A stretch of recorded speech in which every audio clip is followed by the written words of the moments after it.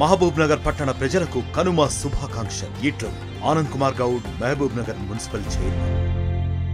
రాష్ట్ర వ్యాప్తంగా వ్యవసాయ అధికారులంతా కూడా పూర్తి స్థాయిలో రైతు భరోసాపై సమీక్షా సమావేశాలు నిర్వహిస్తున్నటువంటి పరిస్థితి కనిపిస్తుంది. ఎప్పటికప్పుడు వారికి ఇన్స్ట్రక్షన్స్ కూడా ఇస్తున్నటువంటి పరిస్థితి కనిపిస్తుంది. రేపటి నుంచి కూడా 4 రోజుల పాటు భూ సర్వేలు గ్రామాల్లో, అన్ని గ్రామాల్లో కూడా సర్వేలు నిర్వహించినారు. ఈ నెల 26 నుంచి కూడా రైతు భరోసా పంపిణీ ఉంటుందని ఇప్పటికే ముఖ్యమంత్రి ప్రకటించడంతో సాగు చేసే భూములన్నింటికి కూడా రైతు భరోసా వేస్తాం, సాగు యోగ్యం చేయలేని భూములకు రైతు భరోసా కట్టని ప్రకటించడం జరిగింది. అయితే సాగు చేసే భూములెన్ని, సాగు చేయనటువంటి భూములు ఎన్ని అని కూడా గుర్తించే పనిలో వ్యవసాయ అధికారులు ఉన్నారు. మనతో మాట్లాడానికి జిల్లా వ్యవసాయ అధికారి శ్రవణ్ ఉన్నారు. మొత్తమే చూసినట్లయితే రేపటి నుంచి ఈ భూ సర్వే కార్యక్రమం కూడా ప్రారంభించే అవకాశం కనపడుతుందని చెప్తున్నారు.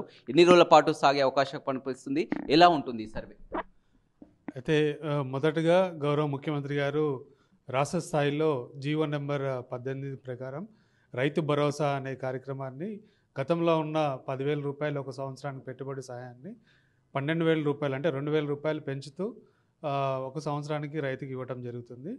ఇది ఒక 12,000 రూపాయలు ప్రతి పంటకి, అంటే ఖరీఫ్కి తర్వాత రబీకి 6,000 చొప్పున 12,000 రూపాయలు రైతుల యొక్క వ్యక్తిగత ఖాతాలో డీబీటీ మోడ్లో గతంలో చేసిన విధంగానే ట్రాన్స్ఫర్ చేయడం జరుగుతుంది.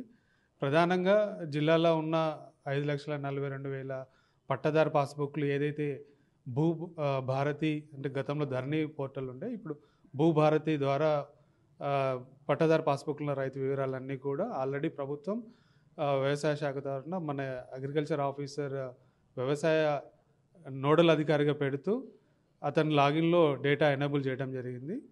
ఆ డేటా అంతా తీసుకొని ఒకే ఒక అంశం అంటే గతంలో ఉన్న రైతు బంధు కానివ్వండి, ఇప్పుడు రైతు భరోసాలో 2,000 రూపాయలు అదనంగా పెంచుతూ ఒక చిన్న కార్యక్రమం ఏంటంటే గ్రామాలలో వ్యవసాయ యోగ్యం కాని భూములని, అంటే ఉదాహరణకి ఒక గ్రామంలో వెంచర్ వేయటం కానివ్వండి, ఇండ్లు కట్టుకోవటం కానివ్వండి, ఒక ఇండస్ట్రీ నిర్మాణం చేసుకోవటం కానివ్వండి, అది పర్మనెంట్గా అది రాళ్ళు గుట్టలు ఉన్న ప్రాంతం కావచ్చు, వివిధ కారణాల చేత ఎలా ఐడెంటిఫై చేస్తున్నారు? అది సాగు చేస్తున్న భూమా, వారు సాగు చేయడం లేదా అని గ్రామాల వారిగా డాటా ఏ విధంగా వస్తుంది? అంటే ఇప్పుడు రాష్ట్ర ప్రభుత్వం ఏదైతే డేటా ఇచ్చిందో ఈరోజు 15వ తారీఖు రోజు ఎనేబుల్ చేయడం జరిగింది. దీనికి అనుకూలంగా జిల్లా కలెక్టర్ గారు టీమ్స్ వేయటం జరిగింది. జిల్లాలోని రెవెన్యూ మండల తహసీల్దార్ మరియు వ్యవసాయ అధికారి నోడల్ ఆఫీసర్గా ఉంటారు. గ్రామీణ స్థాయిలో రెవెన్యూ అధికారి మరియు రెవెన్యూ శాఖ అధికారి మరియు మండల ఏఈఓ ఉంటారు. ఈ డేటాను తీసుకొని సర్వే నెంబర్ వారీగా ఫిజికల్ వెరిఫికేషన్ చేస్తూ అందులో మనకి డేటా ఇచ్చారు. 10 కాలంలో డేటా మనకి ప్రొఫార్మా ఉంది ఆన్లైన్లో. దాంట్లో రైతు వివరాలు, survey number, sub survey number అన్నీ ఉంటాయి. వాటిని అది అగ్రికల్చర్ భూమి అని నిర్ధారించుకుంటే పర్టికులర్ సర్వే నెంబర్లో 10 గుంటలు ఉన్నా, ఎకరం ఉన్నా, 10 ఎకరాలు ఉన్నా దాన్ని అగ్రికల్చర్ భూమి అనుకుంటే ఎస్ అంటారు. అక్కడ ఏ ఇబ్బంది ఉండదు. ఒకవేళ ఆ పలానా సర్వే నెంబర్లో ఒక ఇల్లు నిర్మాణం చేసినట్లయితే ఫిజికల్గా చూసి దాన్ని ఇక్కడ వ్యవసాయ యోగ్యం కాని భూమి అని నో అని పెడతారు. నో అని పెట్టగానే ఒక 4 ఆప్షన్లు ఉంటాయి.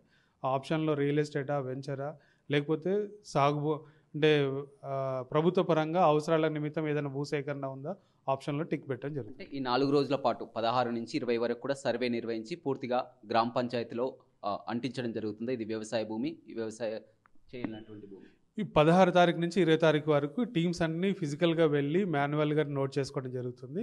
ఆ నోట్ చేసుకున్న అన్ని వివరాలను కూడా 21 తారీఖు నుంచి 24 తారీఖు మధ్యన గ్రామాలలో గ్రామసభ పెట్టడం జరుగుతుంది. ఇది లిస్ట్ అంతా కూడా గ్రామ ప్రజల ఆమోదం తెలిపిన తర్వాతనే వాటిని డేటా ఫ్రీజ్ చేయడం జరుగుతుంది. అదేవిధంగా మరొక వైపు చూస్తే భూమి లేని రైతులకు ఇందిరమ్మ భరోసా కింద కూడా, ఇందిరమ్మ రైతు భరోసా కింద భూమి లేని రైతులకు కూడా 12,000 అందిస్తా అని కూడా ప్రకటించింది. ఈ భూమి లేని రైతులని ఏ విధంగా గుర్తిస్తారు? అంటే జీవో ప్రకారం ఎవరైతే వ్యవసాయ అంటే కూలీలుగా ఉండి గత ఉపాధి హామీ పథకంలో గత సంవత్సరంలో 20 రోజులు పని దినాలు కుటుంబం నమోదు చేసుకున్నట్లయితే వాళ్ళని లిస్ట్ తయారు చేయడం జరిగింది. ఆల్రెడీ ప్రీ పాపులేట్ డేటా ఉంది. దాన్ని కూడా గ్రామ సభలలో డిస్ప్లే చేస్తారు. ఏమైనా ఆబ్జెక్షన్ ఉంటే తీసుకుంటారు. అవన్నీ కూడా అంటే ఈ మన ముఖ్యంగా రైతు భరోసా ఈ అన్నీ కూడా గ్రామీణ సభల ద్వారా ఆమోదం తెలిపిన తర్వాతనే పంపించడం జరుగుతుంది. అంటే వారంతా జాబ్ కార్డు ఉండి సంవత్సరంలో ఒక 20 రోజులైనా పని చేసినట్టు ఉండాలా జాబ్ కార్డు? ఎస్, అది మెయిన్ అంశం ఉంటుంది దాంట్లో. ఎలా ఉండబోతుంది పూర్తిగా ఈ సర్వే కానీ ఇప్పటికే మీ కింది స్థాయి అందరికి కూడా సిబ్బందికి అంతా చెప్పడం జరిగింది?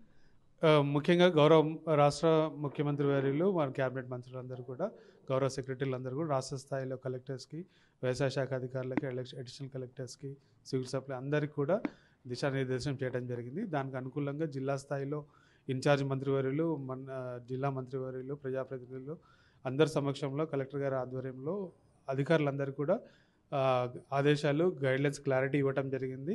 ఎక్కడ కూడా అర్హులని అనర్హులుగా మాత్రం చేర్చడానికి లేదు. అదేవిధంగా అనర్హులను ఎలిజిబిలిటీ లిస్టులో రావడానికి ఉండకూడదు అనేది ప్రభుత్వం నుంచి ఆదేశాలు.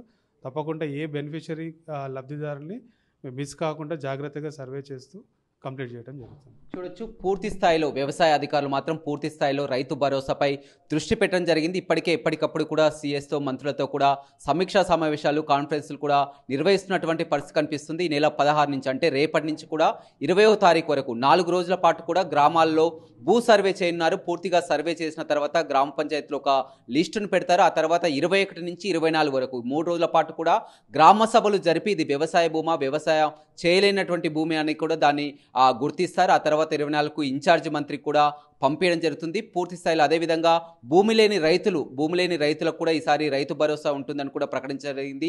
ఆ భూమి లేని రైతులు 2024 నుంచి 25 వరకు జాబ్ కార్డు ఉండి ఆ సంవత్సరంలో కనీసం 20 రోజులు పనిచేసినట్టు కూడా ఆ జాబ్ కార్డులో ఖచ్చితంగా ఉండాలని చెప్తున్నారు.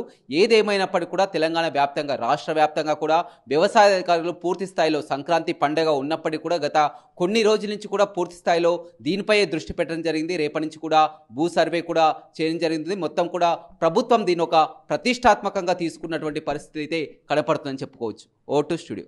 మరిన్ని వీడియోస్ కోసం ఛానల్ ని సబ్స్క్రైబ్ చేయండి. లేటెస్ట్ అప్డేట్స్ కోసం వాట్సాప్ ఛానల్ ని ఫాలో అవ్వండి. ఆ లింక్ డిస్క్రిప్షన్ లో ఉంది.